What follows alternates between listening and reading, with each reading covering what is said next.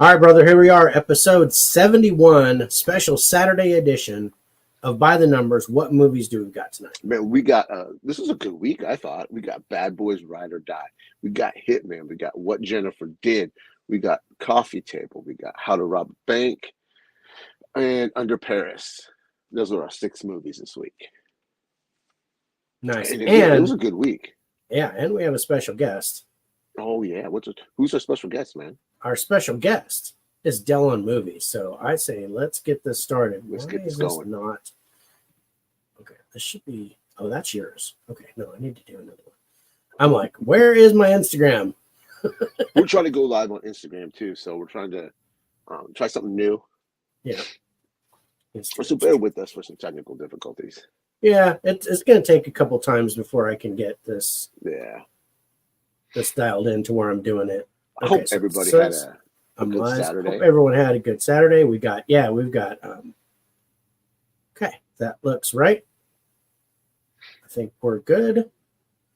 All right, let's. Hope everyone had a good Saturday. We've got that worked. Yeah, it worked. All right, let's go. All right, Faces for Radio podcast in 3, 2, 1.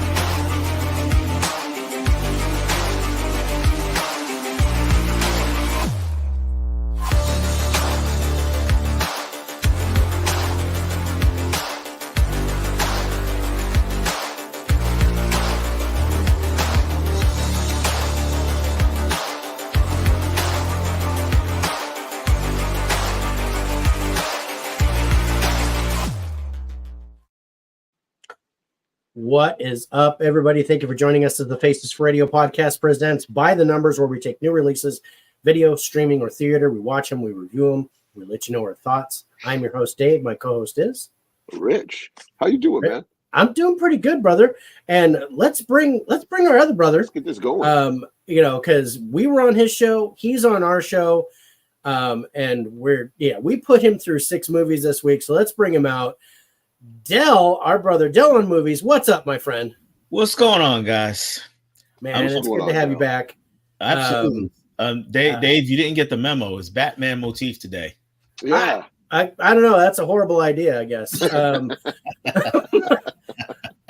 funny. I actually have one Batman shirt, but I do have a lot of Justice League though, so that might have qualified. But yeah, no, and I had to work for my wife today, so this is the shirt that I picked. that's a horrible idea. We had a blast on your show this week, so thank you again for having us. Yeah, no, you know what, guys? I want to thank you guys for sticking around because it was a mess getting that show started the other night, and I apologize to you guys. I'm just glad you stuck around. Glad we had some kind of audience, and yeah, it was great once we got rolling. Yeah, it was just fun, just hanging out. I mean, we don't get to chat very often, so it was nice. Yeah, and I had a great time then. I'm pretty sure I'm gonna have a great time tonight. Oh man, it's gonna be a lot of fun. I can't wait for this. But let's get to the chat and see who's talking to us. Corey is first up. Here. Corey, what's up, my friend? And I got to give it to you. There's your cookie. It's almost July 13th, Corey. Yeah. So Corey's in the house. Glad to see him. Holland Oates is here. Hey, Dave Rich and mystery guest. I wonder who it could be. I have no clue. So somebody did not read the description, but that's okay. I'm guilty of that. Yeah. I had a surprise guest and he had no idea. And he's the co. And I'm like, it was in the thumbnail, bro. I sent it to you. I did read it. I told you about it, but yeah, awesome. 4K D-Ray. 4K D-Ray. Man, it's good to see you, brother. I haven't seen you in a long time. I'm glad to see you here. It's been a while. What's up, Nate is in the house. What is up, Nate? Speaking of Nate, we're going to have him on an upcoming show next week. He is going to be on By the Numbers, so I'm looking forward to having him back. So everybody's saying, hey to everybody, love it. And Holland, yeah, it's Dell. Good job. Holland got it. Yeah, dude, it's we had a 3-way, and that didn't sound right. We had a 3-way on Dell's channel where we each picked a movie that the other person had. So it was a 3-way movie swap, and all winners. We had a great time on Dell's channel. Mm-hmm. I'm hoping that Dell had an equally great time watching some of these movies. Oh yeah. What is always, yeah. So we had 6 movies. Dell even picked one of the movies. Mm-hmm. And I was like, well, that's ambitious. He went for a 6th one. All right, let's do it. I like but it. Yeah, Rich is 800 movies. He was like, I already watched it. I was like, okay. I was like, so what do you think about Dell adding this movie? He goes, great, I'll watch it right now. And I'm like, okay. So yeah, great. So I'll wait until tomorrow when I can watch it. And then I watched it. But yeah, so we had 6 movies, and I took the average score because Dell has joined us tonight. Took the average score of the 3 of us and ranked these movies from 6 to 1. And that's the order that we go in. So Dell, I'm going to ask you first.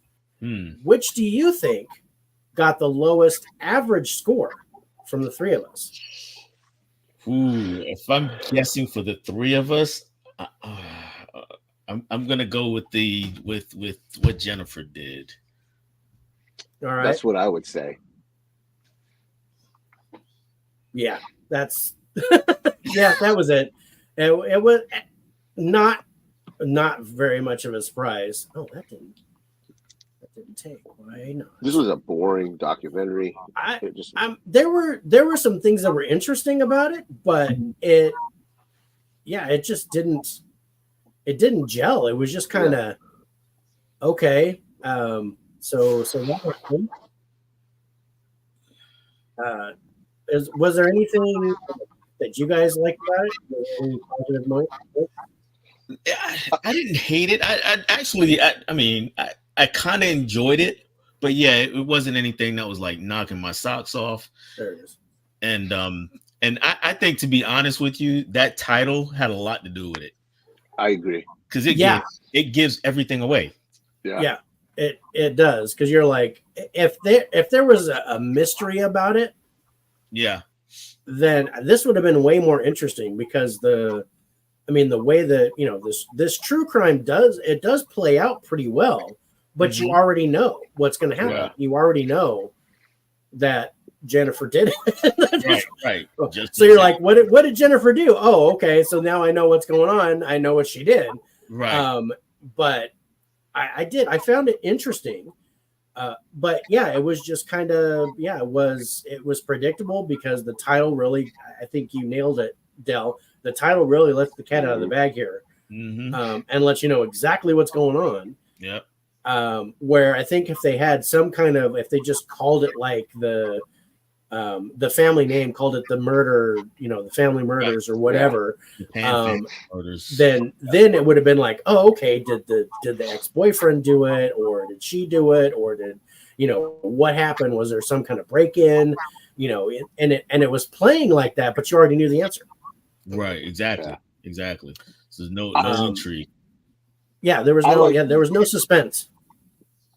The positives for me in this, I like that they used the interrogation footage. I don't know, for some reason I really like that in a documentary, where you actually see them talking and stuff. But the one thing I wish they would have done, I didn't know if they could, is talk to them after they've been sentenced.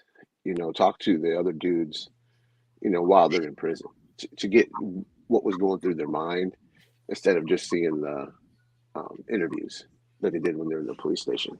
So something like an interview afterwards, like, I really thought I'd get away with it. Yeah. Well, she didn't look like a cop. But I don't know. There's just, I really thought I would like this more than I did. Yeah. I still think it's doable. It's watchable. It's just it's interesting. But yeah, you don't get any. There's no suspense. There's no. There's nothing that really makes me want to watch it all the way till the end, because I already know. It's like watching the Titanic again. You know the boat sinks in the end. Yeah, But, yeah. Even though I got yelled at for that, but I'm with you on that. But I will say this for Rich, or like Rich, yeah, the interrogation scenes were pretty good, especially when they brought in the expert guy towards the end. I thought that was really. I thought that was pretty cool how they did that. Yeah, I thought that was because it was again. I mean, we know she did it. It's just it was just a matter of, at that point, it's like, okay, let me hear how she tries to flip this now, and so I thought that scene was pretty good. See, like, I wish they could have talked to them like they do in the other documentary that we watched. Yeah. For tonight, I wish I just had a little bit of that. Yeah. I didn't care about the guy that went to school with her. Like, I thought that was pointless. Yeah, I mean, at that point, they just needed bodies because they didn't really have anybody. You know, they had the boyfriend in the interrogation, but they didn't interview him at all, did they? I don't remember him being interviewed. And then they had the mom's friend. Yeah. And then they had a couple of cops. And then the piano teacher. Yeah, the piano teacher. Yeah, I forgot about that guy. I wish we could have went into the jail, just do a quick little interview or something. Just give me something like what was going through your mind. Yeah. Yeah. Yeah. Something after the fact. And the other documentary has that. Oh, yeah. Where you get more of the, from the people that were involved. Yeah. And that was really interesting. But yeah, this one it was good, but it didn't capture me. Not something that I would go and revisit. I'm kind of one and done with this. Mm-hmm. I do think that it plays well as a documentary. But that's about it. And it really didn't leave enough to the imagination for you to actually, okay, what's going to happen next? Yeah. And where I got that with the other one. Yeah. The only thing that you might be kind of hanging on to for this one is if you want to know how. Yeah. That's about it. And the only how that I really was curious about was her, the whole thing about her hands tied behind her back, getting the phone out. But that was a kind of anticlimactic payoff when they finally did it. There's just all like yeah. Okay. Yeah. And it might have been better if they had like tied her arms to something to see if she could really do it, but whatever. Yeah, let's tie your arms. Let's get a but by that time they caught her in a bunch of lies, right? Yeah. Well, it started with lies. Like there were some things that didn't add up. But they were like, well, maybe she's just scared and she doesn't know what's going on. And then another lie came in, and then another, and then another. And she was trying to cover it with another lie. And they were like, okay, we absolutely don't believe her now. Yeah. Except for that one lady. That one glass.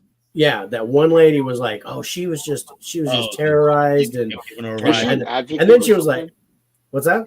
The one that was giving her a ride home. Yeah. Yeah. Where she was just like, oh no, I could have, and then even afterwards, like I could have sworn she didn't do it. Yeah, she sucks. That's all. And I was like, yeah, no, you kind of blew it. But that's yeah, she just sucks at her job. Yeah, she's terrible. She should probably be fired. Yeah. But yeah, let's go to our highlights on it. Which like I said, there's still some qualities to this.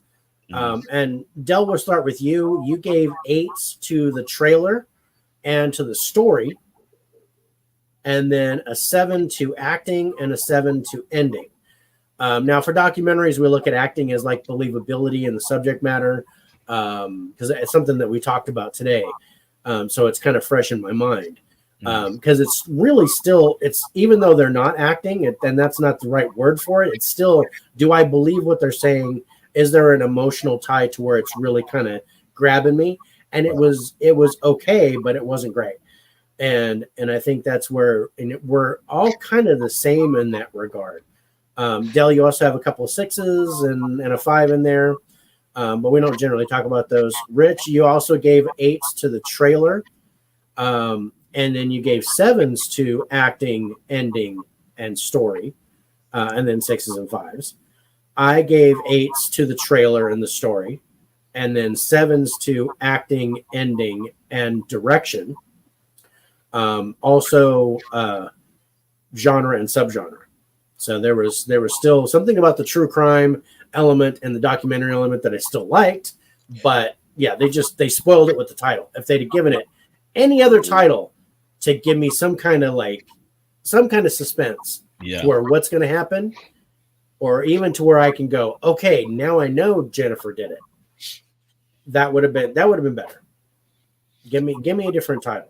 You gotta figure there's enough people involved in the making of this that somebody would have been like, hey, why don't we not give away the whole thing?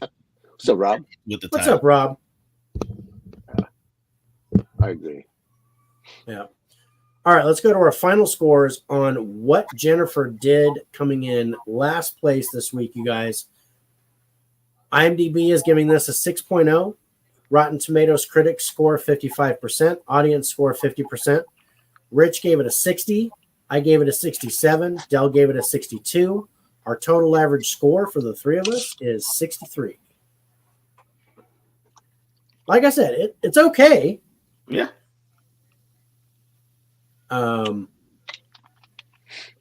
Hey, what's up, Emmett? Good to see you. Emmett. Yeah, we got some people on Instagram right now. Oh, awesome. Let me check. Let me hop over there. Nobody's commented yet, but hey, good to see you guys there. But Chris the Slasher Dude, looks like Sarah's on there. Yeah. So I want to say hey to you guys. I may not be able to check every once in a while, but Rich will help me with that. Yeah. I have it up. Yeah, we are on Instagram too, Rob. Thanks for checking that. Thanks, Robert. Stephanie, what's going on? What's It's good up, to Stephanie? see you.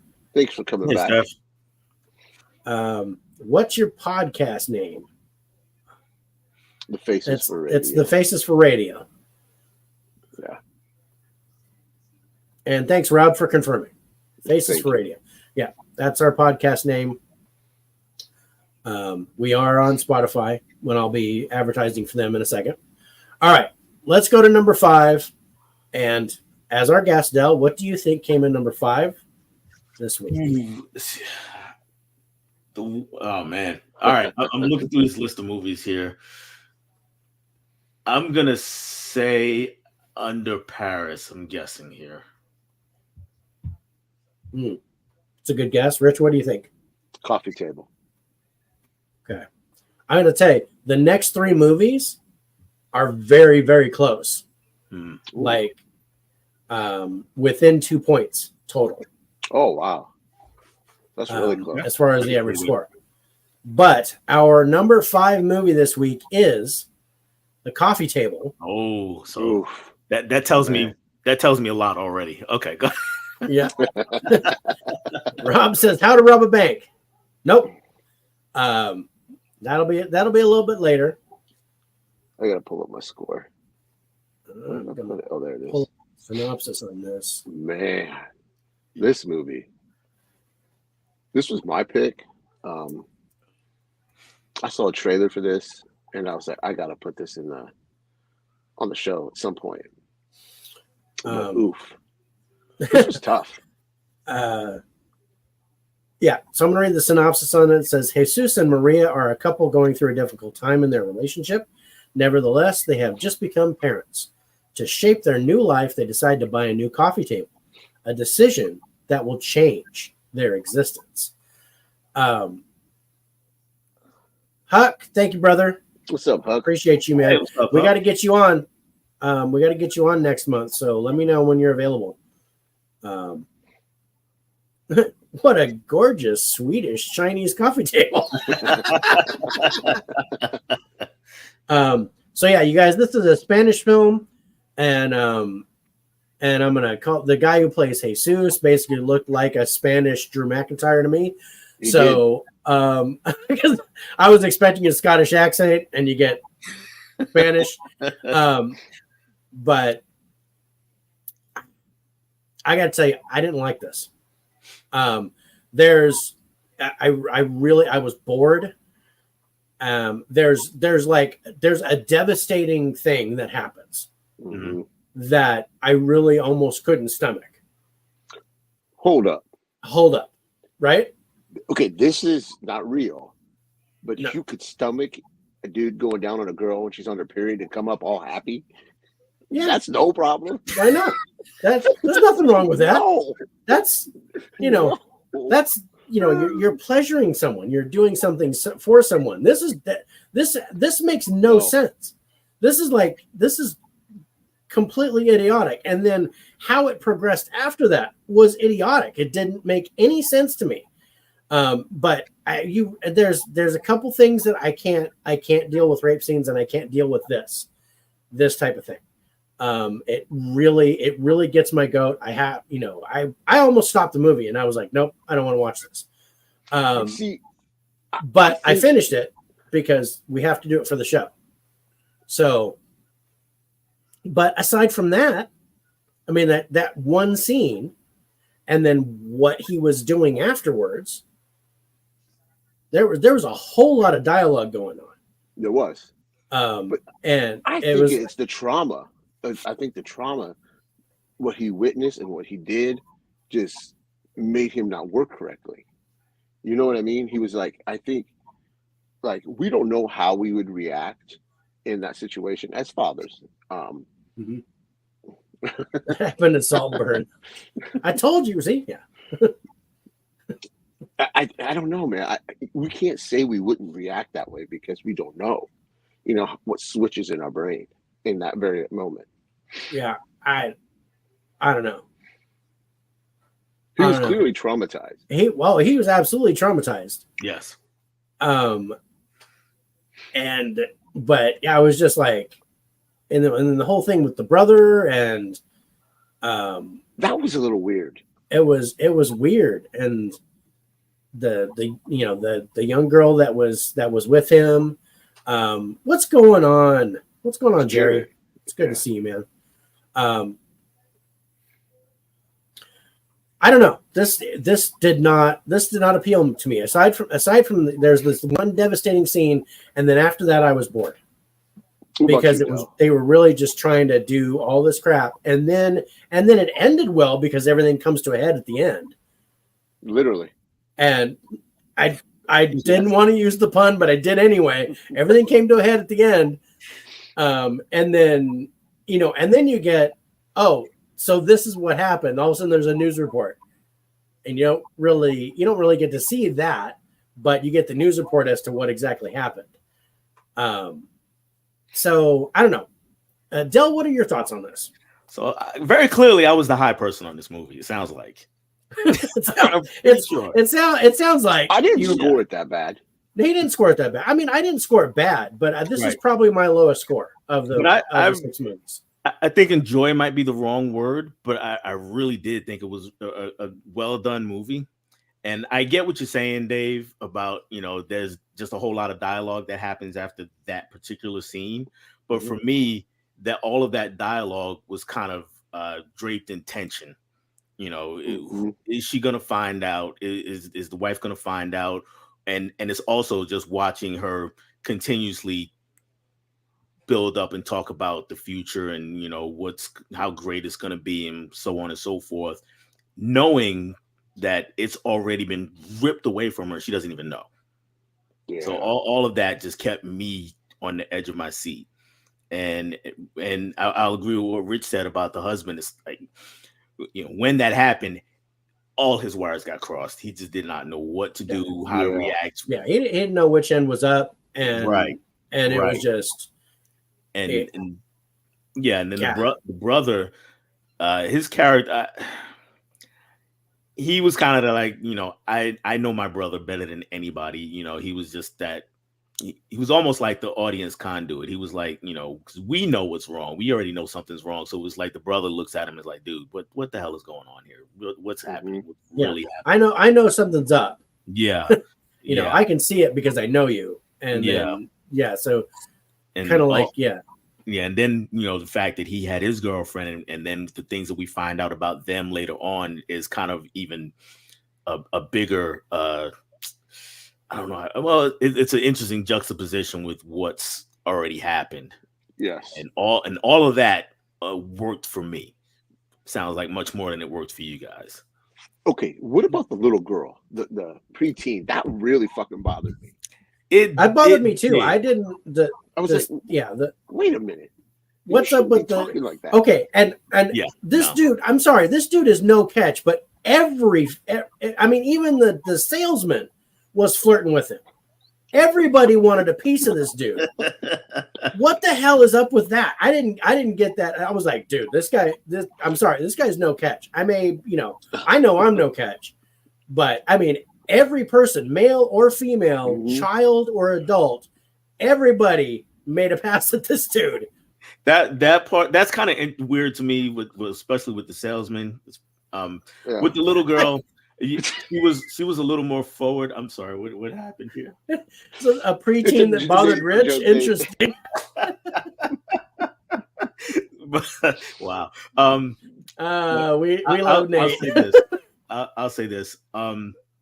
Yeah, her language was too much. Yeah. But I understand, because, and this again comes from being a teacher and being around girls a lot. They cling to the male people, to the males, adult males in their life, right? Yeah. So whether it doesn't really matter whether or not they're a catch, it's that they showed some interest in them, and that's pretty much it. They showed some interest in them and seemed to care for them in some way. And so I get it, but her language was too much. Her language was too much. Yeah, I was like, what is she, 9? When I was watching, what is she, 9? I'm like, oh, she's 13. That doesn't make it much better for me. No. Robert, it's on VOD. Rob, it's on video on demand. It's on. You can rent it on Prime or Vudu or whatever. So right, that storyline is just shoved in there so that it all comes together at the end. I see that. Fair point. They needed somewhere for him to go to get things. Yeah. They had to have those things in order to get the story where it needed to go. Right. And I get it. I understand, but my head just wasn't into it. I'm sorry.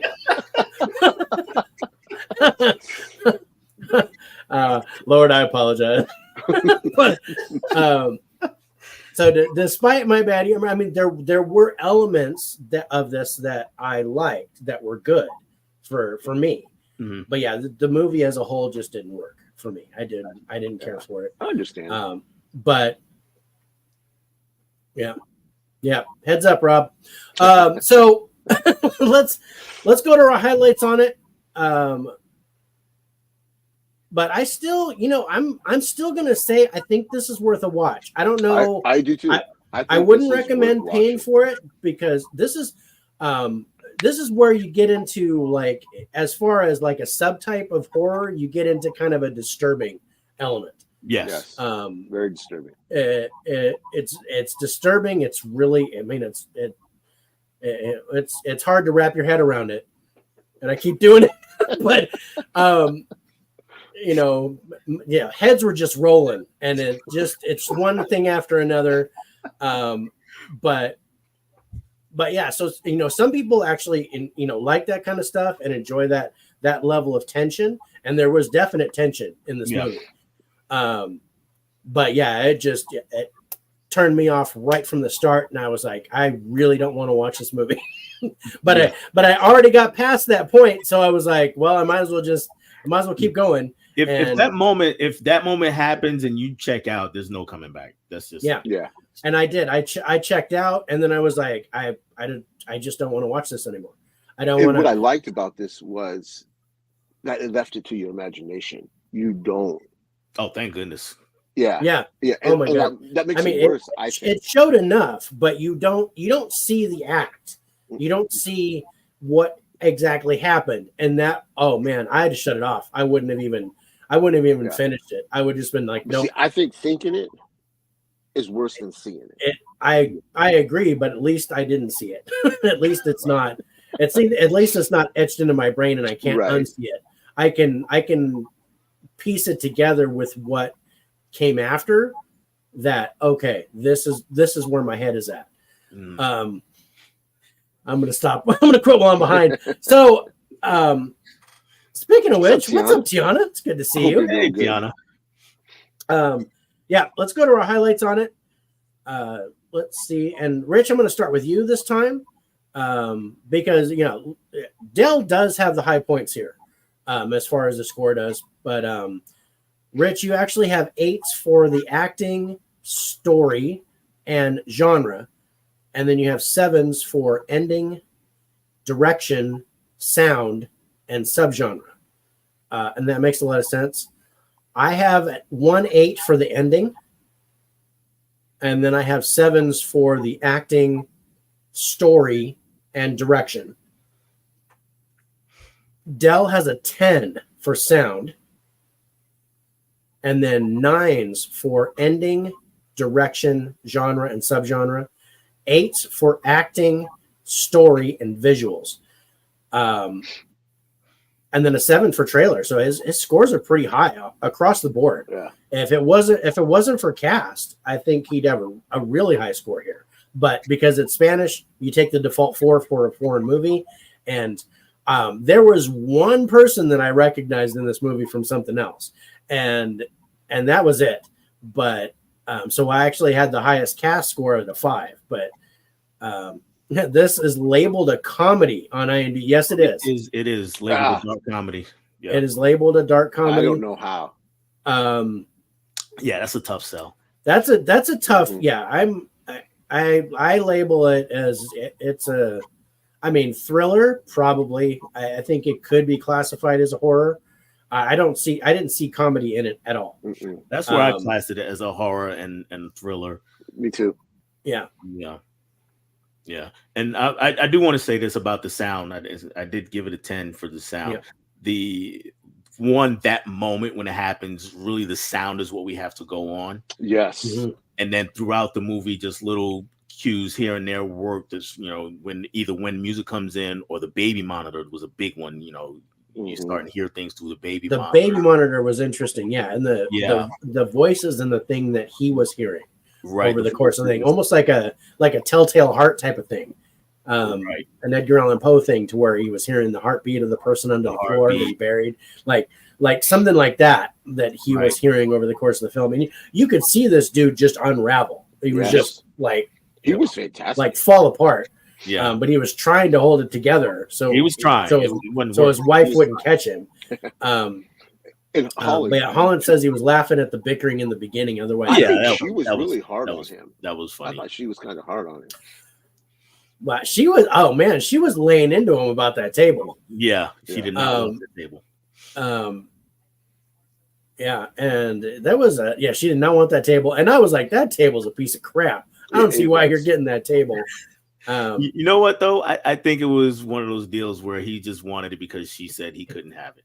Yeah, like something he wanted to make a decision for himself. Yeah, She was the one making all the decisions in that household. Yeah, exactly. So I think she really cared for that table that much. Yeah.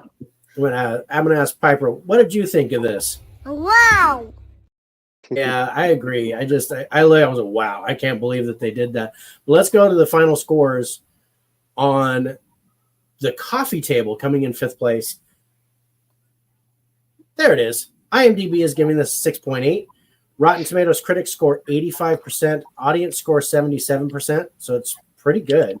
Rich gave it a 66. I gave it a 57. Dell gave it an 81. Total average score at 68. So we are all across the board on this one. Yeah. As far as likes and dislikes, but even though I gave it a 57, I do think it's worth a watch. If you can get past that, there's some interesting stuff in here. But yeah, there's just no. I checked out and I was like, nope, I'm out. I don't want to watch this movie. Yeah. I'm just glad Dell liked it. Yeah. He said he would have bought it regardless for pride. Yeah. Even though, because he asked the salesman, tell me, is that a piece of crap? Would you really buy this? And he's like, no. And he's like, well, I'm gonna buy it anyway. But yeah. Yeah, Harrison, it's good to see you. Speaking of which, I will be filming an episode with Harrison on the 22nd of this month. We're going to be looking at From Here to Eternity, which is something I've never seen before, Awesome. and something he's never seen before, I think. So it's a first-time watch for both of us, and we'll see what we feel about that. But that's going to be a fun show. It's always great hanging out with Harrison.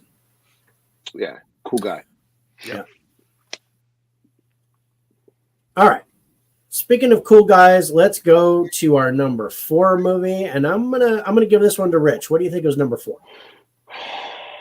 What do we got left? How to Rob a Bank, Hitman, Bad Boys for Life, and Under Paris. I am gonna go with Under Paris. Okay. Del, what do you think? Yeah, I'm thinking Under Paris. All right. Our number 4 movie is Hitman. Whoa. Okay. So- I'm a little conflicted here because I really liked Hitman and I really liked Under Paris. So I'm kind of shocked that Hitman's number 4. Man, like I said, Coffee Table, this movie, and the next movie, the total average score is between 68 and 69 and a half. So there's not a lot of separation between these 3 middle movies. And then the top 2 are like, bam, they're way up there. But yeah, oh man, love this. And hey to everybody. Yeah. But yeah, I enjoyed this. Me too. This was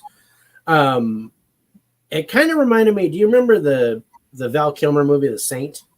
Yeah. I've never It kind of reminded me of that, to where he was always in disguise, but it wasn't really well done. It was okay. And I kind of got this impression with, Glenn Powell did okay, but it was more of a comedy, to where it was just kind of funny to watch him doing all these disguises and stuff. Yeah. And Yeah. let me get the synopsis on it so that we know what's going on.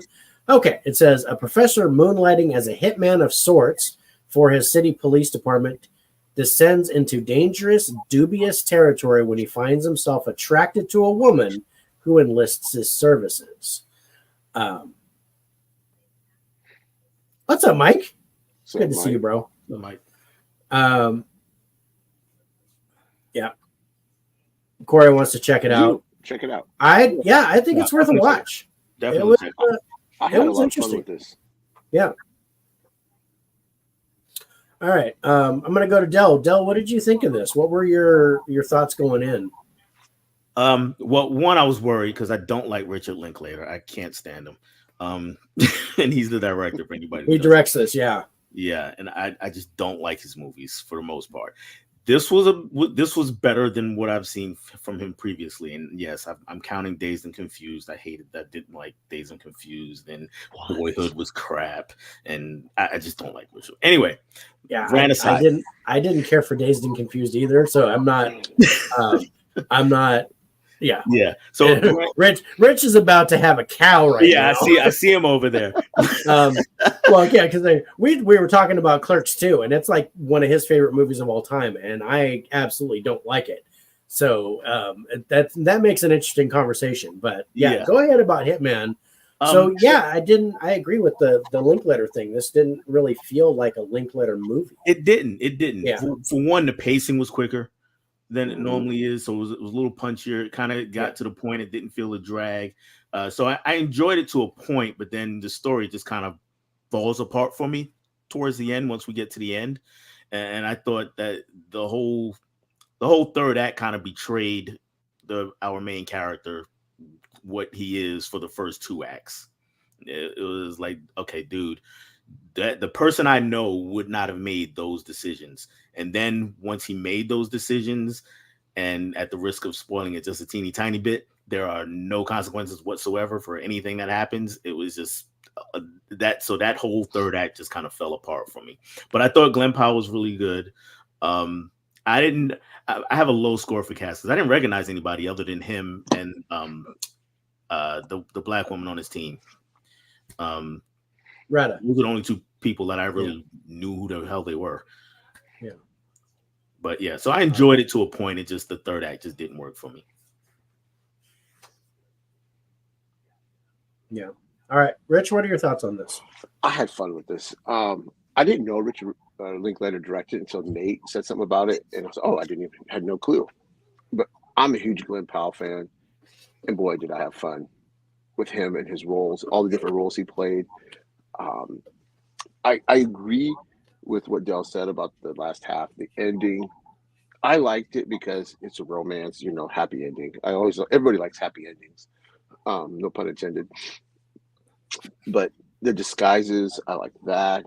I really was fascinated with his lead in here. What was her name? The lead actress. It's Adria Arjona. I really dug her. But yeah, it was just a fun comedy movie, romantic comedy. It's a lot better than what you see on Netflix. Yeah, I mean, as far as a Netflix movie goes, I thought it was good. I also agree with Del that it kind of fell apart there in the third act, where I was like, really? Now, as far as the cast goes, I recognize a few more people because Austin Emilio, who is the other cop guy, he's from Walking Dead, and I'm a big fan of that series, so I knew that guy. Yeah. Never seen. And of course, and I knew Retta as well, and I recognize Adria Arjona, but I couldn't remember her name until I actually looked it up. So I thought the cast was pretty good. I thought the story was okay, but yeah, it falls apart in the third act a little bit. But it was so you could have that almost like a storybook ending. Right. It wasn't like, well, yeah, you're going to go to prison for that because you messed up. This is prison, right? This is not something that you could get away with. But no, we're going to let you go ahead and get away with it. It's fine. Yeah. Well, they kind of set it up because he's a teacher. How often are you going to have a teacher go undercover for a cop? Yeah. Yeah, but the way that things play out, who the hell else are you going to look at? I mean, there's nobody else to look at. Rich loves it. Sounded really good. I like romance with a happy ending, Rich. Thanks, Nate. Nate with the quotes. Anybody that knows me. Yeah. And like I said, I did. I think I probably liked Act 2 the best because he was really getting into the meat of what he was doing. Yeah, that's fair. And I kind of like his narration a little bit to where he's like, this is where, am I this guy or am I this guy? Because he was like, I don't know if I'm Ron or if I'm Gary. And, I've got to find somewhere in the middle. And then there's this one point where he's in the courtroom. And I don't want to spoil it too much, but he's in the courtroom and he's like, what would Ron do? And he changes his tune and like spouted off at the attorney, and instead of clamming up like he usually does. And then there's a point where his students are like, when did our teacher become hot? Yeah. And it's where his thing was kind of the two personas were melding together, Gary and Ron. But yeah, I once I found out what happened with the husband, I would have been like, no, I'm not. I'm out. I'm not. I don't want to date you anymore because you're gonna kill me if I don't. If I say something. He still kind of had a little hand in that for what he was pretending to be. I think this was an entire movie based on letting a smart person think with their little head instead of the big one. Yeah. This is driven by a deeper force thing. Yeah. Saw this in the theater and enjoyed it. Felt much like a modern day noir, but with some rom-com sprinkles on it. I agree. That's fair. I don't mind rom-com sprinkles. It's okay. We can hashtag that. Did all you guys like Avengers Infinity War better than Endgame? It's not really what we're talking about, Emmett, but yeah, I liked Infinity War better than Endgame. Same. Yeah. The story was better. What's up, Cal? It's good to see you. Speaking of better, Cal is better. Oh yeah, Cal's a good guy. Yeah, we got to get him on here. We got to get Cal on there, but I've never seen his face. Nobody's Okay. ever seen his We're the face. Nobody's face of ever the seen his radio. face. He doesn't. So show he's We'll just really use our really icons. guys all the time. He's the mystery man. Yeah, he is. All right, let's go to our highlights on Hitman. You guys coming in fourth place. There we go. I need to get rid of that. So, Del, I'm going to start with you. So we have 8s for acting and trailer, 7s for story and direction, and then 6s and 5s, a little rom-com sprinkle in there for genre and subgenre. And then for Rich, I have 8s for everything. 8s for acting, ending, story, visuals, direction, genre, and subgenre. And then 7s for cast, trailer, and sound. I have 8s for ending and story. And then I have 7s for acting, visuals, direction, sound, and genre. So yeah, I think this is worth a watch. It's one of those where it doesn't take too much gray matter to watch. You can just sit there, turn your brain off, grab some popcorn, and enjoy the movie for what it is. But if you're looking for like a great story with an epic thing, then probably not. But for a Netflix movie, it's not bad. I think it's worth a watch for a Netflix movie. It's definitely worth a watch. Yeah. Yeah. You are welcome, my friend. But let's go to our final scores on Hitman, you guys. This is fourth place. That's right. And there it is. IMDb is giving this a 7.0. Rotten Tomatoes critics score 97%. Wow. Which really shocked me, but I tracked that to only 8 reviews. Oh. But an audience score of 93%, and that's 500 reviews. So the audience really enjoys this. Rich gets the high mark here with a 77.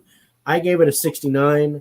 Del gave it a 60. Total average score of 68.67. And you'll notice Coffee Table got a 68 average. This is 68.67. Our next one is 69.33. So that's how close these 3 movies are. And since you guys were talking about it, I'm just going to jump right into number 3. Our number 3 movie is Under Paris. This was fun. It was fun. Yeah. This really was liked better this. than Something in the Water because that shit pissed me off. I did not like that movie, and I was worried that this one was going to be just as bad. Yeah, this was really, really good. But Rich, you and Malia, you guys love your shark movies. Yeah, we do. So what was it about this one that appealed to you? The whole being in Paris, I thought that was just unique. I liked how it was underground. Yeah, Corey, this is worth checking out, and it's in French, and it plays better in French too than it does. Yeah, don't do the dub. Do it subtitled. Yeah. The special effects in here were pretty good for the most part. The tension too they had in here, I really liked. It's just fun. It was just a fun shark movie. We hadn't had a good shark movie in a very long time. I agree with that. Del, what are your thoughts on this one? Yeah, I had a lot of fun with it.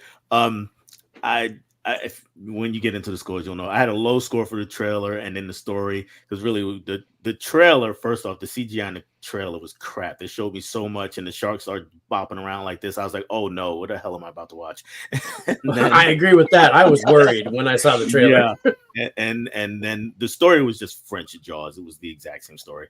But to Rich's point, Rich talked about the effects and how it looked during the actual movie. I think what's best about that is they didn't really show that much, and that's what really got me like, okay, they did a really good job with this. So my score is probably a little lower than my enjoyment level of it, if that makes sense. But that makes sense. I agree with that. My only thing that really upset me was that a certain character in the movie did not get the comeuppance that I wanted. I was very distraught. my daughter watched it with me, and I was rooting for this certain character just get mauled and demolished. And when they go in the water, I got excited, and my daughter's like, "Calm down." and then it didn't happen. I was so pissed when that didn't happen. But what did you think of the ending? Overall, you mean the very, very ending, the setup for the ending sequel? shot? Yeah, I thought that was cool. I was like, okay, yeah, we're gonna get a part 2. That was cool. I was like, I knew that was coming because they didn't really resolve anything. no. So maybe that character will get their comeuppance in part 2. You never know. Paris 2. Maybe. Yeah, because I definitely smell a sequel here. Mm. I'm going to read the synopsis. It's real easy. It says, to save Paris from a bloodbath, a grieving scientist is forced to face her tragic past when a giant shark appears on the scene. And that's the river in Paris, you guys, just in case you don't know. I'm just going to say I loved the multitude of sharks appearing in this. The reproductive capabilities of the shark, phenomenal. And that shot when they take they shine the light. When they light the thing and cool. they light the flare and they shine it up and it's like it's Yeah. just this sea, just as like I was like, holy crap. Yeah. But yeah, I liked the ending. The ending because I was like, that's not your typical ending. Right. You're thinking like boom and the shark's gone, but there's something that opens you up to a second movie, and like I wonder if they shot this like a sequel already and they just ended it there. You know what I mean? If they shot maybe they just shot it in 2 parts or something like a Lord of the Rings thing. It's possible. I wonder, but yeah, I would definitely check out the sequel to this. Me too. Because I like the cast in it, especially I like the cop guy that ends up liking the main girl. I like her. I like her story. And of course you hate the politicians and all that kind of stuff. And I agree with Del. There's somebody that I wished would be food and didn't become food. And I was like, hopefully she gets it. Hopefully she gets it in the second movie. But this was pretty good. I liked it. Yeah. And I agree with Del that my score probably doesn't reflect how I liked it. Because there's just a little bit, I still think there's a little bit of a CGI issue with this. Yeah. There's still some effects issues that just kind of bug me with the visuals. But see, that's with all shark movies, really. I mean, even The Shallows had issues at times with the CGI. It's hard to get. You give me something like Open Water where you don't really see it. That scares the crap out of me. Where you don't see where the shark's doing, you just kind of see the fin and then whoop, it pulls you under. But isn't Open Water all stock footage underwater? It's not. It's all on the surface. Like you never get underwater. You never get underwater. Oh, you just see the surface of the water. Yeah. Now the sequel, that's different. But the first Open Water, you're just basically the camera is on the surface of the water and you never see below. It's just that freaky. You see a dorsal fin every once in a while, and then all of a sudden you get yanked under the water. And I was like, that was freaky. That was really good. Yeah. Here the one CGI issue I really had was when they had like 6 or 7 sharks all at once attacking one person. And in the ball. And that parts. That happened I think twice, and that was kind of weird. But other than that, I thought they did a good enough job hiding it for the most part. So you saw the shark, but it wasn't like you got a long gander at it, which is weird because in the trailer you see the shark all over the damn thing. Yeah. Yeah. And that's what works. Less is more. Yeah. Less is more. That's the thing, show me, give me a little bit of the shark, but otherwise, keep me in suspense as to when that shark's going to show up. Unless it's boobs, we don't listen to that.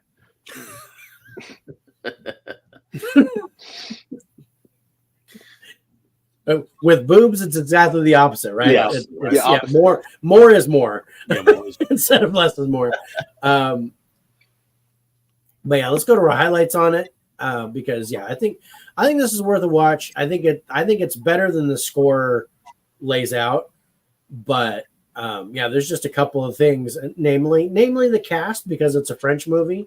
Again, I recognized one person in this, but I couldn't remember their name. But let's see, Del, I'm going to start with you.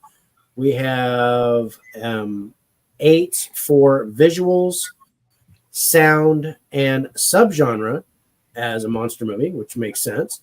7s for acting and direction, and then 6s and 5s across the board. 4 for cast, of course. Rich, we got a 9 in the story department, and then we have 8s for acting, trailer, direction, genre, and subgenre. And then a 7 for ending and for visuals.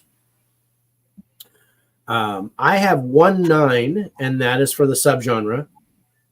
I have 8s for acting, ending, and genre, and then 7s for trailer, direction, and sound. I got a 6 for visuals because there were just a couple of spots that I didn't like. But I think all in all, this is definitely worth a watch, especially, again, a Netflix movie. I think this is worth watching, you guys. And if you are any type of shark movie fan, this is good. Stay away from something in the water. Don't go near that one. that one was awful. I was so disappointed. But let's go to our final scores on Under Paris, you guys, coming in 3rd place. Bam! IMDb is giving this a 5.3, but they usually crap on foreign movies. Same with Rotten Tomatoes. They got a critic score of 62%, audience score of 33%. Wow. Rich gave it a 72. I gave it a 71. Del gave it a 65. Total average score 69.33. And we were all pretty close on that one. Yeah. That audience score for Rotten Tomatoes surprises me. Yeah. Wow. Yeah. It's foreign. But again, yeah, they tend to really low score horror movies sometimes and foreign movies. So this one's kind of a twofer to where people just I don't want to watch it because it's foreign and it's a horror movie. But the critic score is actually higher than I expected. I expected the critic score to be low on this one. I was talking to my ex-wife about this movie, and she liked it. Her boyfriend liked it, but they refused to watch it. And they watched it dubbed. No, yeah, and I said, no, you have to watch it in its native language because it's just so much better. You get the inflection of the dialogue, everything, and it's across the board. Everybody says the same thing. I don't want to read a movie. Yep. Yeah, but you're missing out. I think people are. I mean, this isn't like Parasite or anything. It's just a fucking shark movie. But I still think you're missing out when you don't hear the natural language. Yeah, the acting was solid, so you won't get any of that with dubbing. Yeah, totally agree. But the Instagram is still going, which is great. I know it cut out on me last time we did it. All right, we've got 2 movies left, and let me tell you, the stakes are higher because I mean it's like a 15-point jump. Oh wow! On average score with these last 2 movies. So, Del, I'm going to go to you. Which one do you think came in 2nd place? Only because I know how I scored it. I'm going to go Bad Boys 4. All right. Rich, what do you think? I'm going to go How to Rob a Bank. Okay. Because it's very interesting how this came about. Because, Del, your scores actually made it really close. But yeah, our number 2 movie this week is How to Rob a Bank. Wow. But let me tell you, just barely, as far as the average score goes. This was an awesome documentary. This was Del's recommendation. He brought it up. We put it in. This was good. Yeah, it really was. I'm glad. I'm glad I just said, "Hey, let's watch this," Yeah. I'm going to read the synopsis on it and said, in this true crime documentary, a charismatic rebel in 1990s Seattle pulls off an unprecedented string of bank robberies straight out of the movies. They nicknamed this guy Hollywood. And I kind of remember the story of this guy, especially the standoff when they actually caught him. I actually remembered this from my past because I lived in Washington State, in the 80s and moved to Northern California. So this is all my neck of the woods. Del, what did you think about this? Oh, this was phenomenal. I had such a good time watching this. The story hooked me in. I'd never heard of this story before. I've been on the East Coast, so I've never heard of this story before. But the way they told it, and like Rich was talking about when we had the other documentary, they had so many people that were actually involved, telling their side of the story. And then the way they laid it out for the audience, you get the interviews, but then you get the visuals on top of it. You get reenactments, and then you get animation. And even when you go back to the interviews, I mean, even if it's the same person, sometimes they're in a different location than they were being interviewed before. And that's just that little bit's added to it. And then you get home footage, of the guy who was the mastermind. And, the treehouse was just crazy. Treehouse is crazy. Yeah. That was pretty fucking cool. And all of that, I thought came together to work. I mean, it just worked really, really well. And everybody you can tell each person's personality, and they even kind of referenced each other sometime. Like the cops, like, oh, that guy's he's lying because his lips are moving, and then and they were kind of talking about each other a little bit. And I just had a great time with this one. Yeah.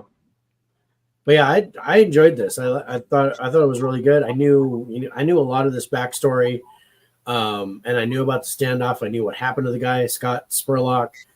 No relation to Morgan Spurlock, who passed away. But there was some interesting stuff in here that I didn't know about. You get a little full frontal action, but okay. Oh yeah, I wasn't expecting that. I wasn't expecting that. But it kind of led into the personality of this guy. Yes. In the beginning, and this is where the suspense comes in. And what Jennifer did, the writers and directors here, I need you to pay attention to this, because this is how you do a true crime documentary. Because in the beginning, they're like, we didn't know who the bad guy was. We didn't know what was going on. And they talked about the robberies and things like that and how they nicknamed him Hollywood. And then you start getting the story of the guy. And it starts building like how he was and how he got to do what he did because of all the other stuff that he was trying to do before. And, just his whole thought process and the way he did stuff, especially with the treehouse. That kind of lets you know how good of a bank robber he was by looking at the treehouse and how he had that thing built.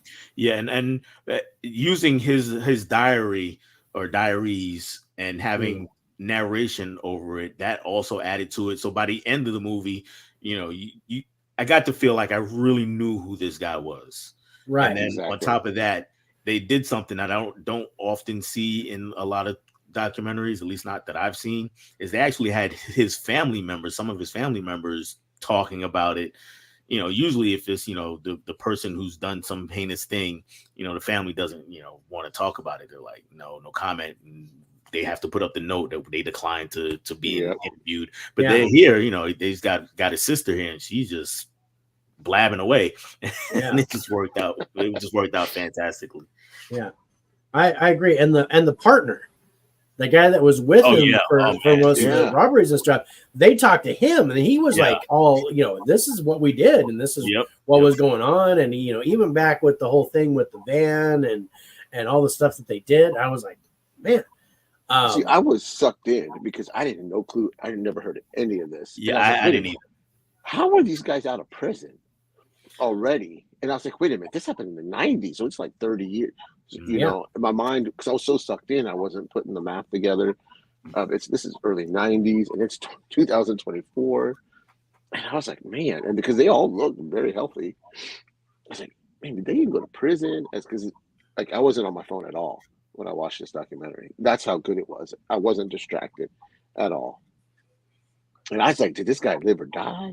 I was hoping he was still alive. So, at the end, you get a little, hey, this is why I did it and stuff like that. But no. Yeah.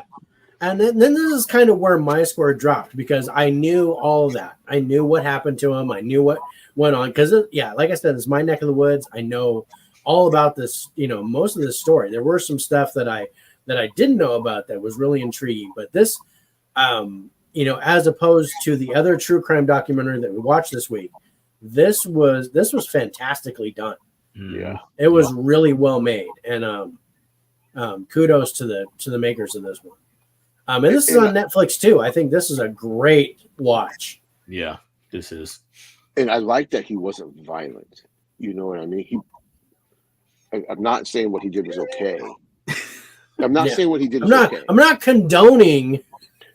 And you guys, this is not how to rob a bank. It doesn't actually give you instructions on how to do it. So don't get your hopes up and think that you can go and knock off a Bank of America. The shootout, right? No, not true. He when they started getting towards that part of the movie, though, when they mentioned how when the bank tellers started coming out and telling their stories, that he did get a little violent with them and tased one. Yeah, tased or pistol whipped somebody, and he there were some things that he did, and he was scary.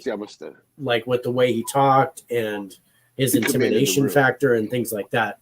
So even the way they handled that though was good, because that wasn't like right at the front of the movie. They built him up as a person. They built to that, that even we were kind of like, when that happened, at least I was, when it got to that, it's like, he's robbing banks, but he seems to be a really peaceful guy. And then they drop that on us. It's like, oh, okay, that's another layer to him. And, even that worked. Whereas with the other docs, right out the gate, Jennifer's just sketchy as hell. Right out of the bat, I'm like, no. No, she totally did. Yeah, and just to go Harrison's back, like, oh man, I don't want to watch it now. yeah, and just this is a PSA for all you out there watching, for just to really going back to Jennifer. Really, if person tells you that random black people just came in, committed some crime, and have no idea why, they're full of shit. Don't believe them. Just they're wrong. They're lying. Yeah, I forgot about that. Yeah. But anyway, as for this documentary, fantastic. Yeah, I agree. I want to ask my granddaughter, what do you think? Awesome. Yeah. I agree. This was only an hour and change, right? This wasn't very long. This was an hour and 28. It's just under an hour and a half. The pace on it is really good. It does everything it needed to do. I think, my only negative is kind of like I already knew coming in what was going on. But I still think fucking incredible. Absolutely. It's really good. And I think, I definitely think this is worth a watch. This is definitely worth. Yeah. Wow. We're ahead on time. I'm like really shocked. I know, right? This has been a really good show. Now, we don't have anybody on Instagram, but we are still running, so that's good. It seems that everybody that was on Instagram has come here, so on YouTube, and that's so cool. They can comment. So we really appreciate that, you guys. Thank you guys for watching. Let's go to our highlights on How to Rob a Bank. And Del, I'm glad you picked this. Yeah, me too. I would have never watched it. I'll be honest with you. Yeah, I would have skipped it. No, I hadn't heard about it until you mentioned it, and I was like, oh, and it just came out. It was perfect. Yeah, now I just happened to be scrolling and then came across it, and it was like, oh, that looks interesting. Yeah. All right, so we'll start with Rich on this one. Rich gave 10s to the story, genre, and subgenre, 9s to the ending and direction, 8s to acting, trailer, and visuals, I gave 2 10s, 1 to story and 1 to subgenre. And then I gave 8s to ending, direction, and genre, 7s to acting, trailer, and visuals. Dell gave 10s to acting, story, visuals, direction, genre, and subgenre, a 9 for ending, and 8s for trailer and sound. So yeah, you guys, if you get a chance to watch this, it's on Netflix. Really solid. What is going on? Good to see you. I'm not familiar with that name, but thank you for being with us. Everybody and Corey and Holland are calling her mom. So that is John Doe Juggalo or Jeff's mom. I was going to say Jane Doe. That makes sense that it's connected to Jeff. So that's good to see you. Well, thank you for being here. I think her and I are probably the same age, so I don't really want to call her mom. That wouldn't seem appropriate, but it's great to see you on the show. I appreciate you. So yeah, like I said, it's on Netflix. It just came out first week of June. This is an absolute watch. This is something that you guys can go in and watch it. Really interesting true crime documentary. I recommend it. I think it's good. Yeah, I agree. Yep. All right. Again, this was Dell's pick. This was Dell's pick. Great pick, Dell. Let's go to our final scores on How to Rob a Bank. You guys coming in second place this week. IMDb is giving this a 6.6. Rotten Tomatoes critics score 100%, 5 reviews, but still 100%. Audience score 81%. Rich gave it an 82. I gave it a 76. Dell gave it an 89. Total average score 82.33. You guys, this is a oh, you've been lurking okay. Awesome. Well, thank you. So stalking us, and now you're talking to us. I appreciate that. That's fine. I'm glad you weren't here for the coffee table because there was a lot of head jokes, but and not the good kind. Not the good kind of head. So before we get to our final movie tonight, you guys, I do have to get some fine print out of the way. So we want to say thank you to Spotify for podcasting. They take the audio portion of our live stream, sponsor us, and put us out on places like Amazon Music, iHeartRadio, Pocket Cast, Castbox, Radio Public, and Google Podcast. They do it all for free. They give us sponsors. And when we get more followers, they're going to give us more sponsors, even to the point to where we can actually start making money with this. So if you guys get a chance, go over to Spotify, give us a follow on there, and then you can listen to us on any podcast network. I do know, however, that Radio Public and Google Podcasts are now gone. So I will have to take those off, but at least for right now, they're still active. You just can't load anything new. So you can look up past episodes, but you can't do anything new. So they haven't taken them completely off yet. I just can't put any new episodes on. And also we have a new sponsor, and that's Dubby Energy Drinks. I'm putting together something for them, but if you go over to w.gg and use the code Faces for Radio at checkout, you get a 10% off, and then we get a commission based on that. So Dubby Energy Drinks are now sponsoring the Faces for Radio podcast. Thank you guys so much for sponsoring us, and I'm going to put together a video that goes on before we do our outro so that, they can see all that stuff and have their logos and everything. So that'll be a lot of fun. I can't, wait to get that ready to go. Now, let's get into our final movie. This is our number one movie. It wasn't Dell's number one, but he got a good score. So I'm interested to get Dell's opinion on this because our number one movie this week is Bad Boys Ride or Die. It's in theaters now, and it's number 4 in the franchise. Will Smith, Martin Lawrence, everybody else. Joey Pants has passed away already, but he's involved in the movie, at least in an indirect capacity. I think we all know what this is about, but I'm going to read the synopsis because that's what I do. It says the world's favorite bad boys are back with their iconic mix of edge of your seat action and outrageous comedy, but this time with a twist. Miami's finest are now on the run. So if you guys have seen the trailer, you guys know that something happens and there's corruption. It points to the captain, and these guys are kind of implicated and they're after them. So they've got to actually be bad boys. So Del, what were your thoughts on this coming in? What did you like and not like about it?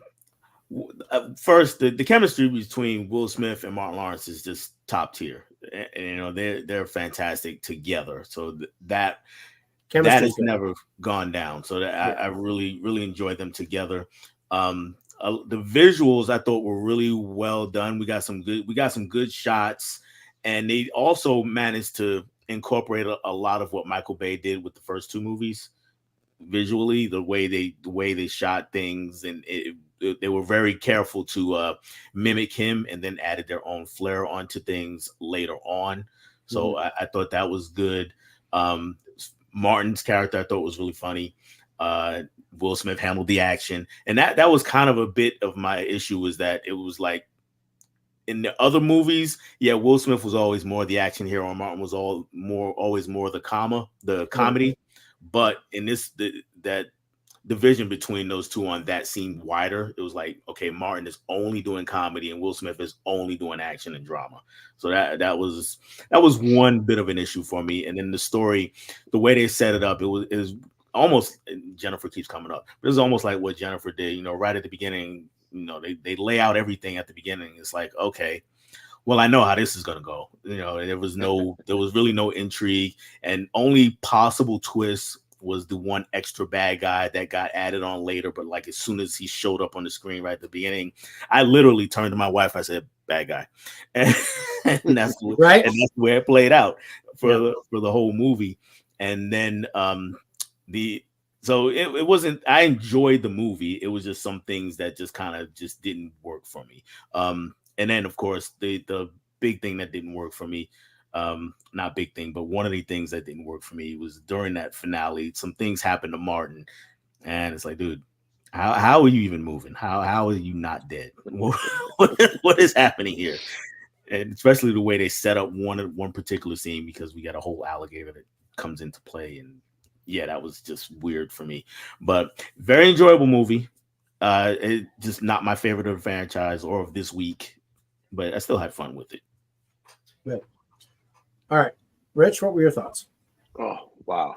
The first half, maybe the first 20 minutes, well, I was like, ooh, it's kind of rough. It kind of mimics the last one again in the convenience store. That's what they did, right? And, yeah. Okay. Yeah. Because I wasn't crazy when I was thinking it's basically the trailer. Yes. The beginning of the movie is kind of the trailer that you see. So you're like, okay, I kind of know what's going on. Okay, but after that, man, this movie picks up. I had a blast. I haven't had fun in a movie theater this year at all until this movie. This felt very 90s. It just, maybe that's why I liked it a lot. Yeah. I love Will Smith. Yes, he did some shitty, and I'm glad he's back because he deserves it. He paid his lumps, lost money, whatever you want to say. But you touched on it, him and Martin Lawrence, phenomenal together. I thought Martin Lawrence was a little too much at times. I was like, okay, dial it back just a little bit. But I ain't gonna lie. I like to when Martin Lawrence slapped him. I ain't gonna lie. Yeah, that made me chuckle. That made me chuckle. And I liked that Will Smith had PTSD.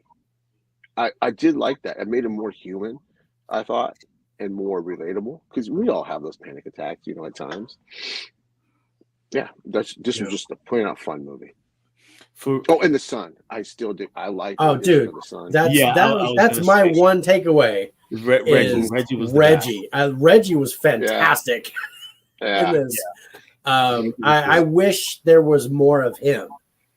But see, I don't think it would work if there was I don't. more. It probably wouldn't have worked. But what you see is amazing, and it made me call back to the first one when he came to take the daughter out, and they were all messing with him and telling him he looked like he was 30, and doing the whole dad thing. And now it's like we're gonna let him cook the chicken. That was That's just- phenomenal. Yeah. I thought that was hilarious. Yeah, I totally agree. The chemistry between Will Smith and Martin Lawrence is second to none. I really think that they work well together. They gel off of each other, and I enjoyed that. I agree with Del. I think there's a little bit more separation between action and comedy. Even Martin Lawrence's action was comedic. Yeah. Mhm. So, and I didn't like after what happened to Martin Lawrence and then how he behaved afterwards, that was a little hard. I didn't really get that. And that was part of my issue, is even with his health issues and then Will Smith with the PTSD, it was like they never really go anywhere with it. It's just a gag. And then with Will Smith eventually it becomes, just suck it up, which is, something us old guys would do, but in 2024 you don't really get that kind of thing. So it's like it never really went anywhere. Yeah. I'm sorry. Well, it would have, I think the movie would have been a lot shorter if they hadn't have had those issues. Right. Right. True. So that, this is like, okay, we have to do this so we can drag this movie out a little bit. And I will say it does go a little bit. It's just about 2 hours. It's a little shy of 2 hours long. Mm-hmm. And I liked Eric Dane as the bad guy. I enjoyed, I like him. He's one of those guys where he has that look like he should be like the chiseled Captain America guy, but I just want him to be a bad guy. And I enjoyed him as the bad guy. I would have liked more background on him and maybe seen something else with him to make him seem more formidable. Right. Yeah. To Will Smith and Martin Lawrence. And I want to call one thing, in the trailer, they talk about Sing a Reba song. This is my favorite part of the movie. My favorite part of the movie is when they get away in the truck, what's on the radio but Reba singing Bad Boys. Yeah.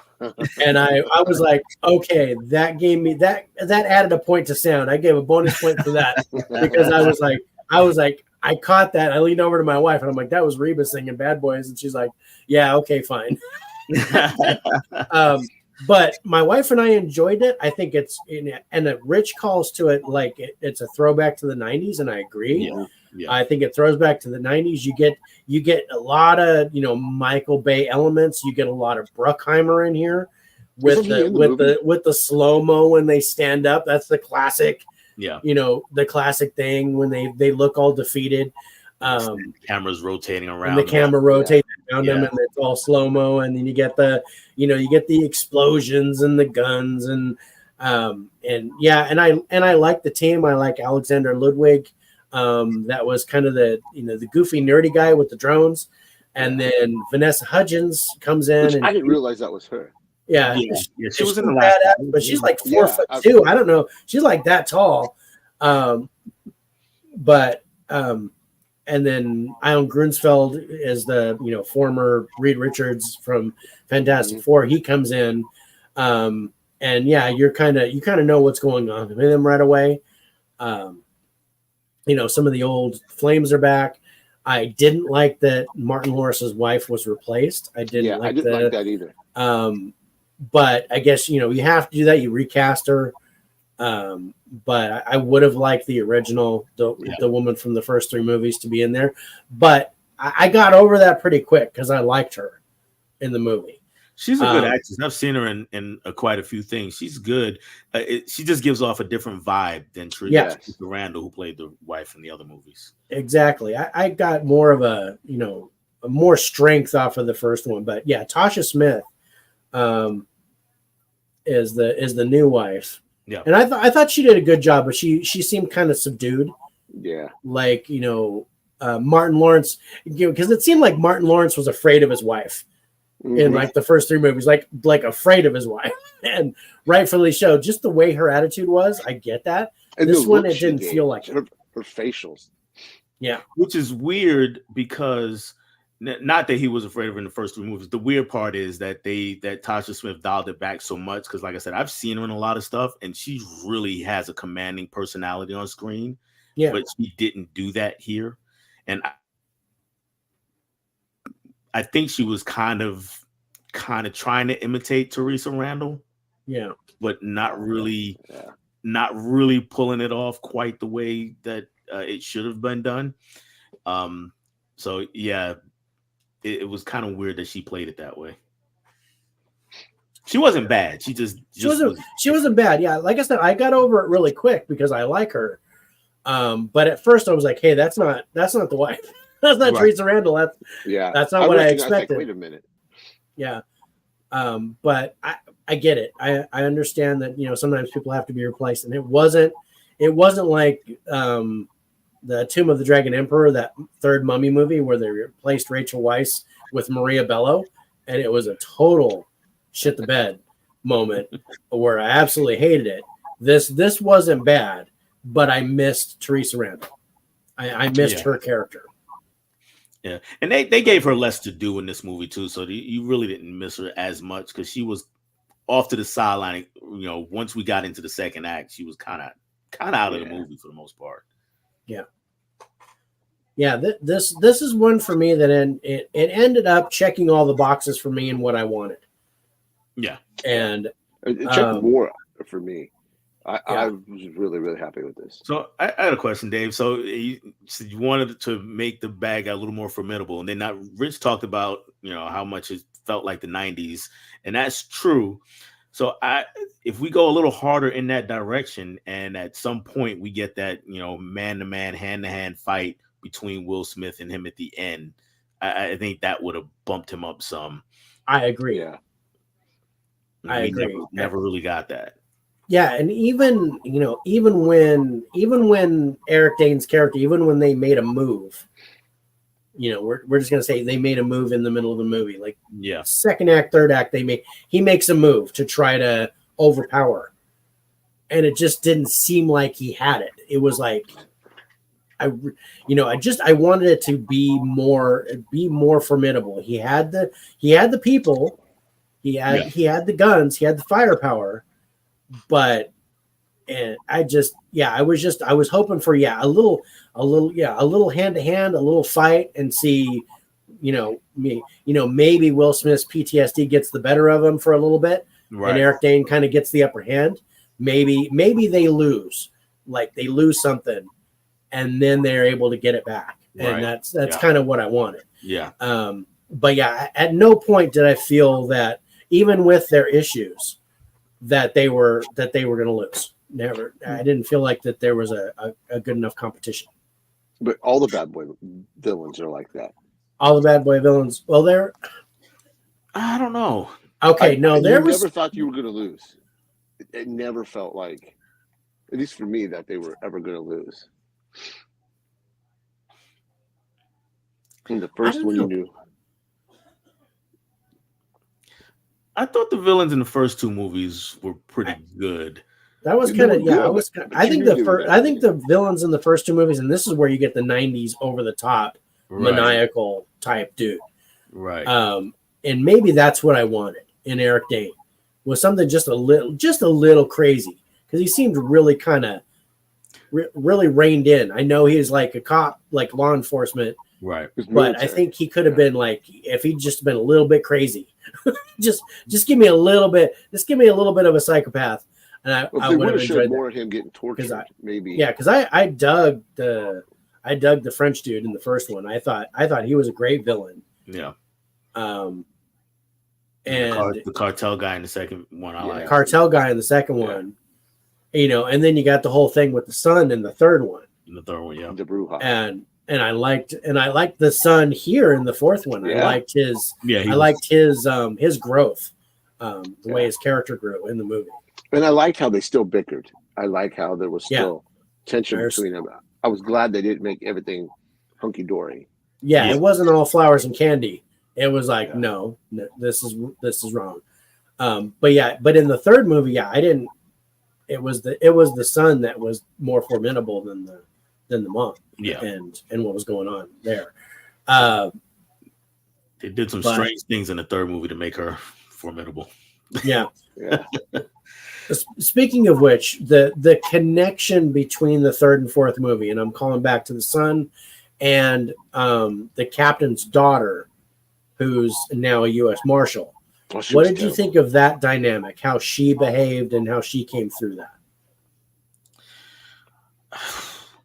You know, she didn't really register much with me. It was like, yeah, that's the captain's daughter, but it was just like she just popped on the screen. No, I'm gonna shoot everybody. I'm gonna kill everybody. I'm gonna arrest everybody. It was no, I didn't get much of a character with her. So she was. Yeah, just I agree. That was the one problem I had. It was I really wanted. She was just like, I'm gonna put a bullet in his head if I see him. Yeah. You know, it was just it wasn't. There wasn't any depth to her. Right. There was more depth to the granddaughter. Yes. Much more. I liked her character, and I liked how she behaved at the end better than the mother. There was just Yes. kind of like, I don't know. She would just seem like filler to me. I didn't care. I wasn't a think they good could have done a actress lot at better all. with that. It I might think have they liked it. her character might have worked better if she had been the one that wound up kidnapped. That might have worked better.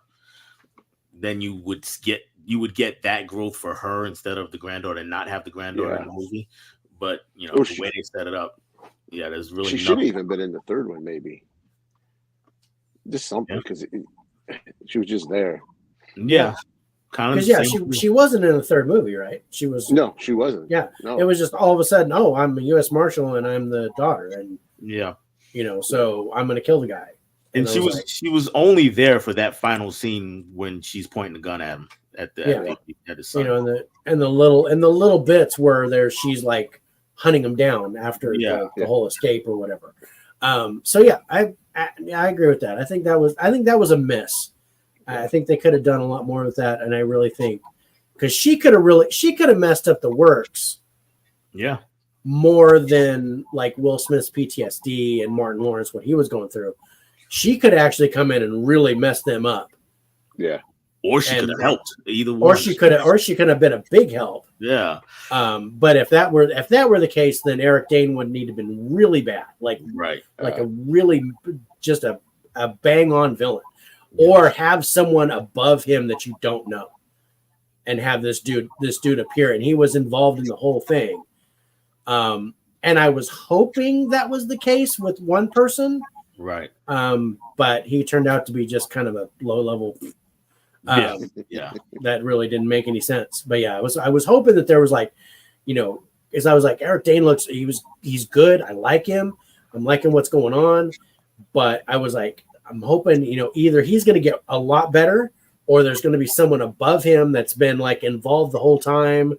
And you're like, oh crap, he was the bad guy all along. And, but yeah, he just,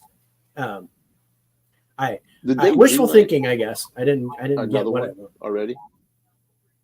What's that? Do you think Did they greenlit another one already? did they greenlight a fifth one? Yeah. You know they that? did. I don't 'Cause know. It made a ton of money. It did, but I don't know. I don't know how many more bad boys Martin Lawrence has in him. I don't know. I don't know. I want one more. Just one more. I'd like to see Reggie have a spinoff, but yeah, he's like, so it had a budget of $100 million. It's made 140 million worldwide. So that's pretty darn good, but there's really not much competition out there in the theater. Well, you got Inside Out. You got Inside Out now. That's going to eat up all the money. That's going gonna eat up stuff. Rob says he heard a 5 is coming. I thought there was. I thought they talked about it already. Okay. If they can just give me one more, and I have as much fun in the theater as I did with this one, because man, I was just smiling ear to ear when I saw Will Smith on the screen. Yeah, I just want that duplication again, at least one more time. Yeah. I don't know anything about a 5, but yeah, I'd throw my wallet at it. I'd go see it. Yeah, I'd go see it. Yeah. But Just something about Will Smith I like. I think Will Smith makes a good action star. Mhm. He's a good actor. Period. He's a good actor. He's not, even going back to Fresh Prince, he did a good job.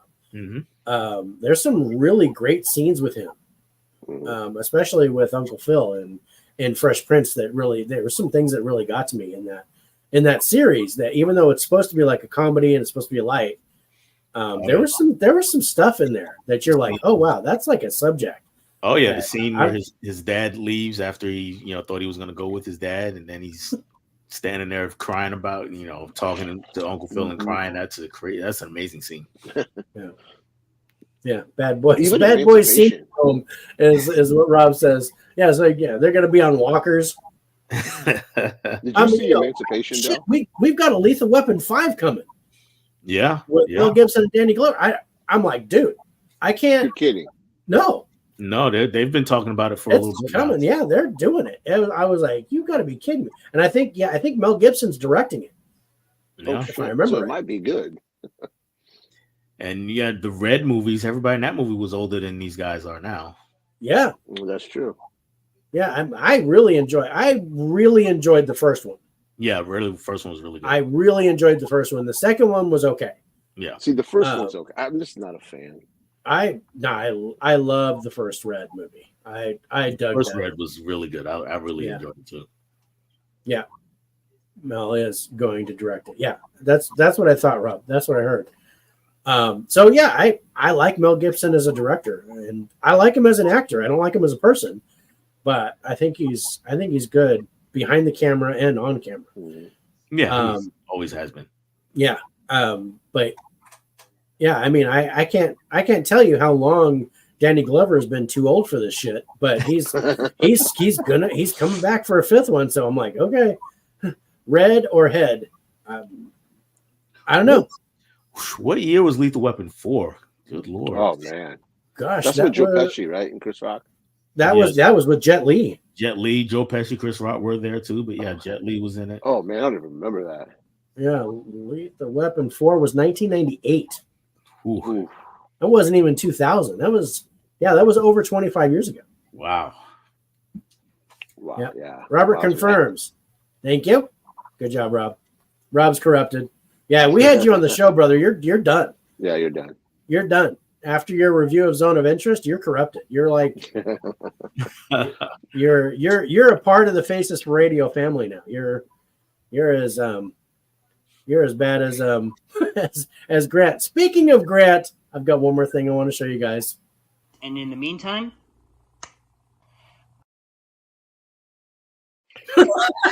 I'll never forget that. In the meantime, shirtless. I was not expecting nudity on By the Numbers. I was not expecting nudity on By the Numbers, and it was so weird because I mean my power went out, all kinds of hell broke loose at my house. I was just like, I have no idea what's going on. I had to go on my phone outside. And I'm like, I'm supposed to play these reviews from Grant, and I never saw him because he told me not to watch them. So I just play. I was like, what did I just do? I have no idea. What just happened? We were all so speechless. I know, especially with that, with the Muppet and the hand job and the smoothness, and I was just like, yeah. I have no idea I don't know what that was. And even in the chat, everybody's like, what what just happened? It was gold. It was gold. It was. Grant, we love you, brother. So we do. And he's promised that no more hardcore Grant unless it's a rated R movie. And then we'll get hardcore Grant. Fair enough. So I'm like, that's fine. Too much hardcore Grant, I think might be too much. We like G-rated Grant. Again, we want to do moderation for hardcore Grant. We created a monster. He went crazy for a little bit. Let's tone him down a little bit, and then, we want those surprise hardcore Grants to where we're like, whoa, that's where it's good. Yeah, that was the Jim Henson documentary. That It was dark. Because apparently Rich said something to Evan, because Evan was on the show, and it was when I was dealing with the power outage and I was trying to come back on. I don't even remember what I said. I was stumbling trying to keep the show going. I didn't know how. I was in my brain. I was thinking, how am I going to end this? Because I can't end it from my lap or from my iPad. I was like, oh man, how am I going to do this? Yeah, I had John lined up because John's an admin on my account. I didn't know that. So I was like, I've got John. John can stop the show and he can jump on if he needed to. So he was like, just let me know what you need. And I'm like, I'm trying to come back on. And, I tried to set my phone as a Wi-Fi hotspot and that didn't work. So I went outside and I had good reception in this one spot in my front yard. So I'm standing there in the front yard doing my show. And we finished everything, but yeah, no, it turned out really surprisingly well. That was fun. With Grant's additions and I had a screen like this on my phone to try to figure out what was going on and read comments and stuff. And I was like, I have no idea what I'm doing. But now I have a generator. So I have So what's our highlights on this? Yeah, let's go to our highlights on it. Thanks, Rich, for pulling me back to reality. There it is. And Del, I'm going to start with you this time. Sure. Because it's obvious that your score is lower than ours, but your scores still are pretty good. Of course, we all have a 10 for the cast. That was a given. But Del, you have an 8 for visuals, which makes sense. You have 7s for acting, direction, sound, genre, and subgenre. Rich, you have 10s for not only cast, but trailer, sound, genre, and subgenre. Then you have 9s for story, visuals, and direction, 8s for acting and ending. I have 10s for cast, visuals, genre, and subgenre. I have 9s for trailer, ending, and story. And then I have 8s for direction and sound. So my lowest was acting on this because that seemed kind of normal. Like there wasn't any, nothing jumped out at me with the acting. In fact, I thought Martin Lawrence was over the top, but he usually is. So yes. I took that as an even shot because I was like, he's over the top, but that's usually how he is. So I'm good. But so it wasn't too bad, but there was, I expected better acting from some of the guys in here, and I didn't get that. Not necessarily Will Smith or Martin Lawrence, but Aaron Grinsfeld for one, but he didn't have much of a role, even though he seemed like he was going to be a really big important figure. It didn't end up. He ended up being, not really that important to the whole story, except to get Rita involved, which is the ex-girlfriend. But let's go to our final scores on Bad Boys, Ride or Die, guys. This is coming in first place. Surprisingly, Corey believes this is a surprise that it's first place, but it's really close to How to Rob a Bank. They're only a couple points apart. Okay. IMDb has given this a 7.1. Rotten Tomatoes critics score 64%. That's no shock. Audience score 97%. That's over 500 reviews. Rich, you gave it a 93. I gave it a 90. Del gave it a 70. Total average score 84.33. And How to Rob a Bank was 82.67 or something like that. Yeah, it's pretty close. They're really close in average score. But that's it. That's the show. Yeah. Well, Del, thank you for joining us. Oh, absolutely. Thank you guys. I think overall with the 6 movies, Del, were you and doing the scoring for them? How did that kind of play out for you? What did you think about that? It was cool. The 6 movies wasn't too bad because when we agreed to do this, I already knew I was going to the theaters to see Bad Boys. Ride or Die. I already knew I was going to see that, and I had actually already seen What Jennifer Did. So I really had 3 movies when we initially agreed, and then we added the 4th movie. And I got those knocked out pretty much because it falls into that time of the year where I had a little extra time to watch movies. So that worked out cool. The scoring part, I really enjoyed. It gave me made me look for things that I might not necessarily look for. So that was really cool. And then going through and okay, did I really think this was a 7 or is this an 8? And yeah, I really enjoyed that. That's good. I'm glad. So big question: can we expect you back for another episode of By the Numbers? Before the school year starts? Absolutely. Now I'm going to throw a caveat out there because I'm preparing to move here soon. So good. All right. If it doesn't happen, that's why. But yes, absolutely, I'd definitely be open to coming back. Oh, awesome. Okay, we love you, man. Yeah, we'd love to have you on the show, Del. I mean, like I said, you're my oldest friend as far as and not age wise, but yes, we've been friends a long time because I know you and I are pretty close to the same age. Yeah. Rich is the baby, but we've been friends since 2011, 2012, on Twitter, and all of a sudden I'm like, wow, Del's on YouTube too. So we've come together and done these shows, and like I said, you're one of my greatest friends on here, and we'd love to have you back. We're so down to coming back on Movie Swap. Yeah, that was fun. I'd love to do another 3-way, another triple threat match. Let's call it that. We'll do another triple threat. Better three-way, yeah. Better, a little bit less obscene. Heads are going to roll if we actually do a 3-way. But hey, thank you. Thanks so much. Thank you, Dane. Thank you. Good night. But yeah, we're going to get out of here. But Del, thank you so much for being on. We will definitely, yes, Rob, a 3-way. when Rob was on, we had a 5-way, and that was interesting. But yeah, so next week, what movies do we have, Rich? I dropped the ball here. Next week is the 19th, and we're 99.9% sure that Nate's going to join us. Yep. We have The Watchers, which is in movie theaters, and The Bricklayer on Netflix. We have Little Wing on Paramount Plus, Sasquatch Sunset on Blu-ray and VOD, and The Downfall of Diddy on Tubi. Yeah. Tubi keeps recommending that to me. I'm like, I don't want to watch that. Yeah, well, we're gonna watch it because we'll watch the train wrecks too. We're okay with that. Yeah.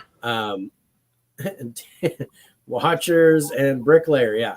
So Bricklayer starring Aaron Eckhart. The Watchers starring Dakota Fanning.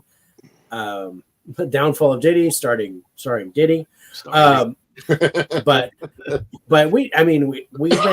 we hit Tubi with Lowlifes, and we were both pretty impressed with that. Good. So we're gonna start adding some Tubi originals to the mix here. And when I saw that came out, I'm like, hey, do you want to add this? And he's like, yeah, let's add it. We'll get it out of the way. So we're gonna bite the bullet, and we're gonna watch that for you guys. I don't know where it's gonna end up on the list, but and I don't know if it's gonna be higher or lower than Watchers, but Watchers was pretty rough. Yeah. Oh man. I do actually want to see Watchers, but okay.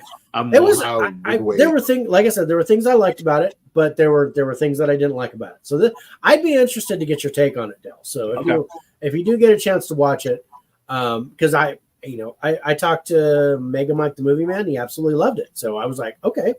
So I'm kind of middle of the road with it. I'm not. Rich did not like it. But yeah, I think there's some things in there that really like, okay. So yeah, I'd like to get your thoughts on it if you get a chance to watch it. And then we're going to be checking out, I thought Inside Out 2 was going to be next week, but no, that's coming on the 26th. That's the 26th, yeah. Yeah, so I'm going to watch that Tuesday, and we're going to do that the following week, along with Boys on the Boat. That's one that I was really interested in watching, the George Clooney directed. Yeah. Unlike you with your teenage girls and that is true. Don't make me sound like a pervert. I don't want to go to jail. Pedo, no. But we got Jay Manley coming up again. We got Jay Manley coming up on July 3rd, if I'm not mistaken. We've got Nate next week. Yeah. We've got Corey, right? On the 13th, or no, I don't remember. No, the 13th is when we have our Iowa meetup. That's what I was talking about. Oh, that's the Iowa meetup with you Yeah. guys. So yeah, I won't be there, but I'll be there in spirit for you guys. All right. I think Let's that's get it. out of You guys, thank you so much for watching. Del, again, we love you. Thank you so much for being on the show. For the rest of you guys, thank you for watching us live. And also thank you for checking us out on the replay. But we're going to get out of here. So for Del, Rich, and myself, we'll see you next time on the Faces for Radio podcast. Bye, everybody. Bye-bye, guys. Take care.